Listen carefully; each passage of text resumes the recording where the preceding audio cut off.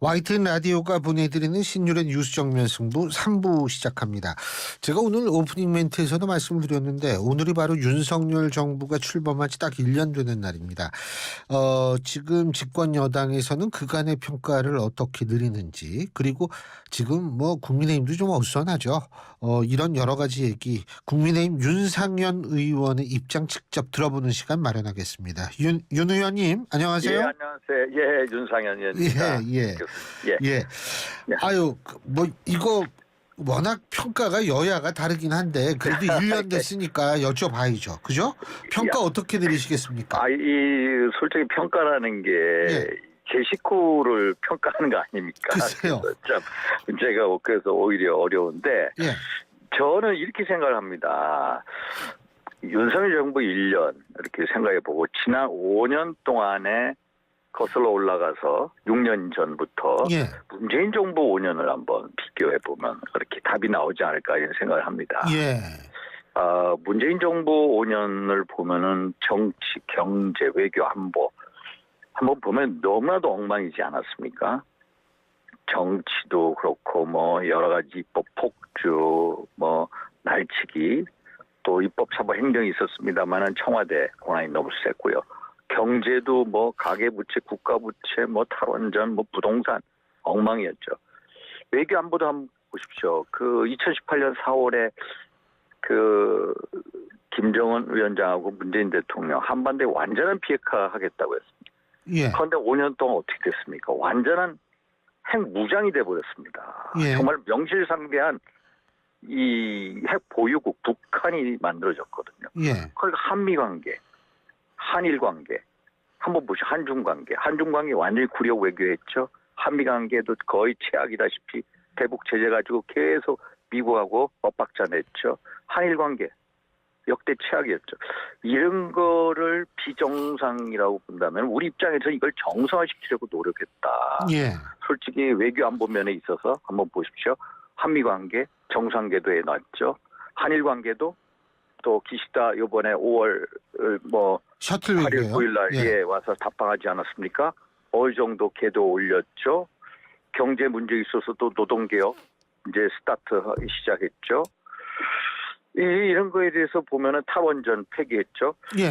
어느 정도 그런데 문제가 뭐냐면은 지난 1년 동안 아시다시피 민주당이 입법부를 장악하고 있지 않습니까? 예.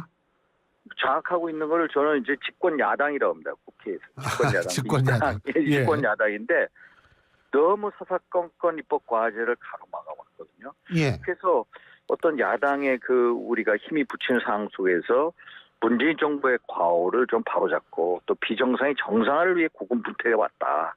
윤석열 정부 1주년 예. 평가는 이렇게 보고 있습니다. 근데요. 예. 그 좀 아쉬운 게 1주년 기자회견을 좀 했으면 어땠을까 이런 생각이 들거든요. 그래서 저도 1주년 기자회견이 있을 것 같았는데 안 한 게 제가 보니까 며칠 전에 기자단 5천을 하셨더라고요. 예.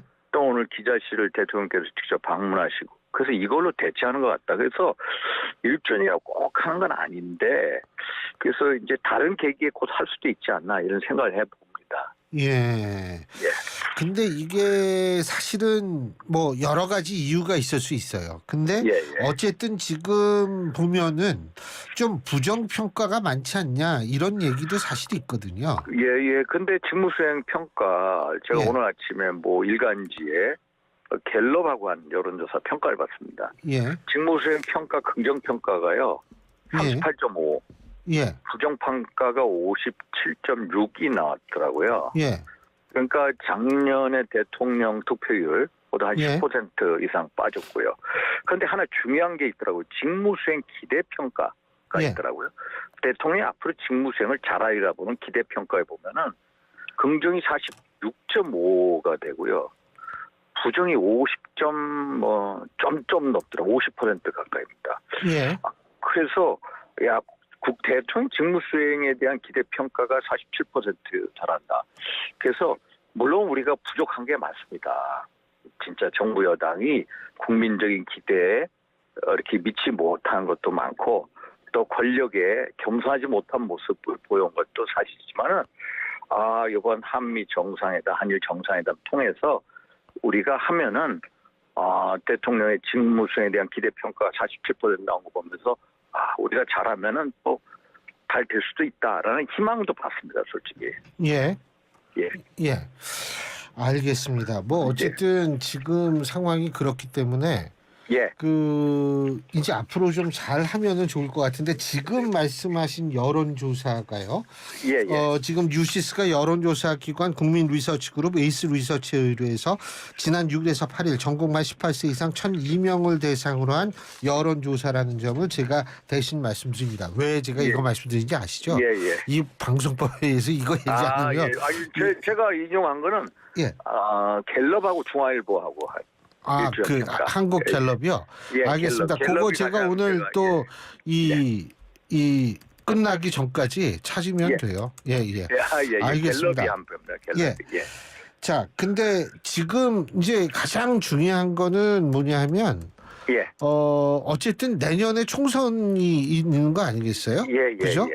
그 내년 총선 같은 경우에 저는 누가 이기는지는 모르겠지만 지금처럼 극단적으로 한쪽으로 쏠리는 현상 좀 피해야 되는 거 아닌가 이런 생각이 들거든요. 맞습니다. 저도 그렇게 생각합니다. 지금 지지율 보면 우리 당 지지율 최근에 여론조사 보면은 민당이 워낙 돈봉투 사건, 김남국에 대한 코인 사건 등으로 해서 반사적 이득을 얻는 것 같아요. 그래서 민주보다는 소폭 우세 상황에 있는 것 같아요. 그러나 안심할 그거는 아니고요. 우리 스스로 국민적인 기대에 우리가 부응해 왔나 한번 생각해 보면은 저 자신을 포함해서 우리가 기대에 못 미쳤다. 라는 자체 평가를 누구나 다 할 거예요. 우리 여당 의원들은요. 그래서 저는 중요한 게 우리 스스로 변화와 혁신의 모습을 보여주자. 이 생각을 가지고 있습니다. 그러니까 총선이라는 게 보면은 결국 내년도 총선에 있어서 정권 안정이냐 심판이냐 이 두 테마를 가지고 싸우지 않습니까? 우리 입장에서는 민당 심판하고 정치를 교체하자 이렇게 할 거고요.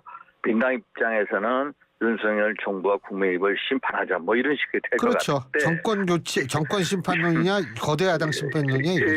이거 가지고 할 것 같은데 그래서 결국은 총선에 있어서의 캐스팅 보트 역할을 누가 하느냐. 제가 수도권, 중도층, 젊은 세대, MZ세대입니다. 그래서 수도권과 중도층과 MZ세대에 어필할 수 있는 인물들, 또 정책들, 메시지, 공약 이런 거 발굴하는 게 필요하다라고 보고 있습니다. 알겠습니다.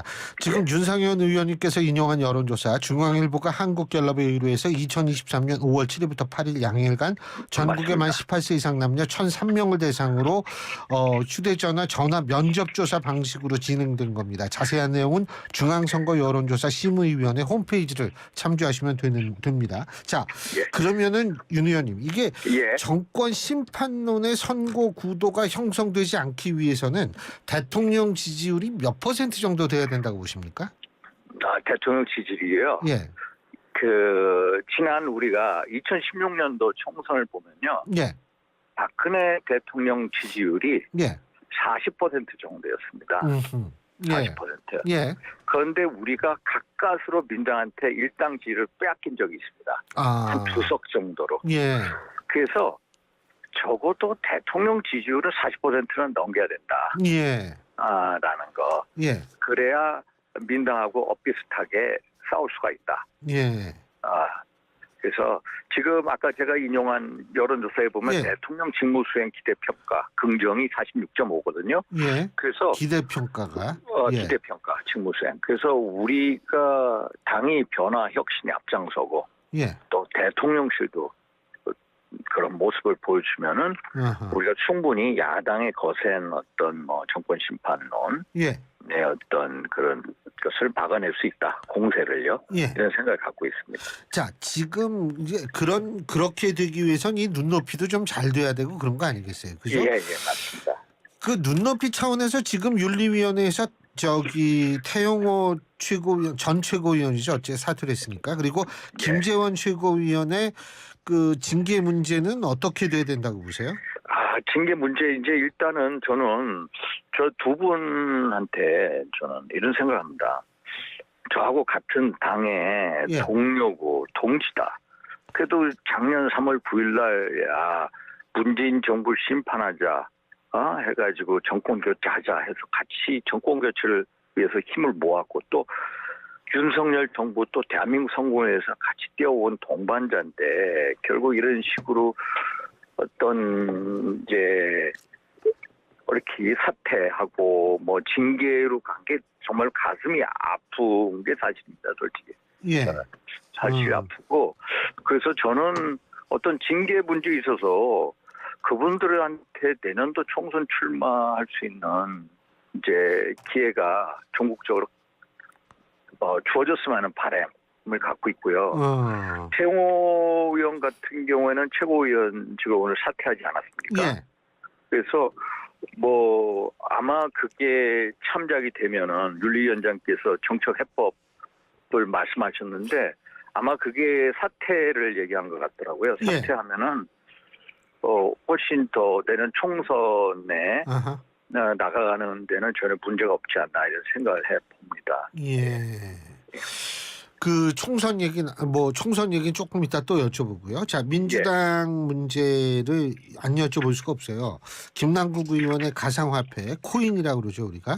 이 코인 보유. 근데 제가 이 액수는 잘 말씀 못 드리겠는 게 하도 소리 많아가지고 뭐 예. 60억이다 82억이다 뭐 얘기가 많아가지고 모르겠는데 이게 한번 찍었다는 거지 뭐 지금 그렇다는 거는 아닐 겁니다, 아마. 예, 근데 예. 자, 이 문제 어떻게 보세요? 저는 그래서 이게 뭐 코인이 80만 개였다. 뭐 오늘 보니까 뭐 130만 개다 해가지고 60억이 한 86억이다.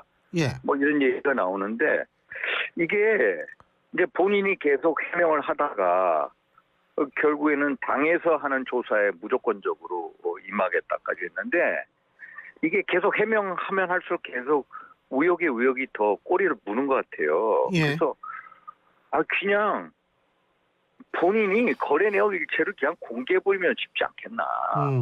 예. 네? 예. 거래 내역 일체를 그냥 처음에 이 투자금이 있죠. 그렇죠. 그것부터 해가지고 근데 얼마짜리 코인을 얼마나 주고. 샀고 이런 거죠. 예. 그 내역을 그냥 한 번에 탁 던져버리면은 쉽게 풀리지 않을까 이런 생각을 해봅니다. 그 윤 의원님도 이제 정치를 오래 하셨으니까 제가 여쭤보는데 어떻게 민주당이 지금 이 문제를 진상조사도 하고 뭐 이런다 그러는데 이 공천은 어떻게 될 것 같이 보이세요? 공천은 뭐 이제 우리 공천할 때 국민 정서라는 걸 많이 감안을 합니다. 예. 이제 그래서 이런 김남국 그 의원 같은 경우에 코인 문제 가지고 결국은 이제 이 상대적인 그 민당의 최고위원 한 분도 상대적인 박탈감을 느낀다 이런 얘기도 하고 어제 저희 방송에서 고민정 최고위원께서 말씀하셨습니다. 예. 또 MZ 세대한테 어떤 뭐 이제 공정과 상식 그거에 얘기를 못 한다 이런 논란이 있으니까 결국 이게 어떻게 조사가 매듭짓느냐 민당이 자체 조사를 한다고 하니까 거기서 결국 결론이 났고 그에 따라서 자연스럽게 아마 삼척정대도 알 수 있게끔 그분의 공천 여부는 판가름이 나지 않을까 이렇게 봅니다. 국민의힘 입장에서 볼 때는 어떻게 판단하십니까? 민주당 입장이 아니라. 그 국민 정서라는 게 이제 많이 예. 있고요. 그래서 일단 공천이라는 것 자체가 정치적 결정에 의해서 이루어지는 경우가 많거든요. 예. 그래서 민당 같은 경우, 우리 국민의힘 같은 경우는 이런 식이면은 명쾌하게 해명이 되지 않으면 어렵지 않겠나. 근데 이제 국민의힘 입장에서부터 김남국 의원의 공천이 되는 게 더 어떻게 평가하세요? 그거를 예. 이제 일반 사람들은요 이렇게 있어요. 이게 참 우리는 적대적인 공생관계라고 그러지 않습니까? 예. 여야 관계, 민당과 국민의힘은 적대적인 공생관계다 하는데 사실 민당이 바로 서야 됩니다. 민당이 바로 서야 국민의힘도 바로 설 수가 있어요. 저는 그런 생각입니다. 정말로 제가 정치를 오래 해보면서 민당이 바로 서야 됩니다. 이재명 대표 문제, 사법 리스크 문제도 제대로 정리가 되고 온전한 지도부가 들어서고 또 김남국 의원 같은 경우도 명쾌하게 해명이 되고 해명이 안 되면은 또 명쾌하게 제재를 하고 이런 민당을 봤을 때 우리 국민의힘도 같이 변화하고 혁신할 기반이 보이지 않는 기반이 만들어지거든요. 그래서 민당이 바로 서기를 바랍니다. 저는 정말로. 민당이 바로 서야 우리 국민의힘도 바로 쓴다. 우리 국민의힘이 바로 서야 민주당도 같이 바로 쓴다. 그래서 알겠습니다. 그분의 공천념은 민당이 판단한 거고요. 예, 정말로 그분도 바로 서고 민당도 바로 섰으면 하는 바람을 가지고 있습니다. 알겠습니다. 아주 예. 훈훈하게 마무리해 예, 주셔가지고. 정말 저는 그렇게 생각합니다. 예. 잘 알겠습니다. 오늘 말씀 잘 들었습니다. 고맙습니다. 예, 고맙습니다.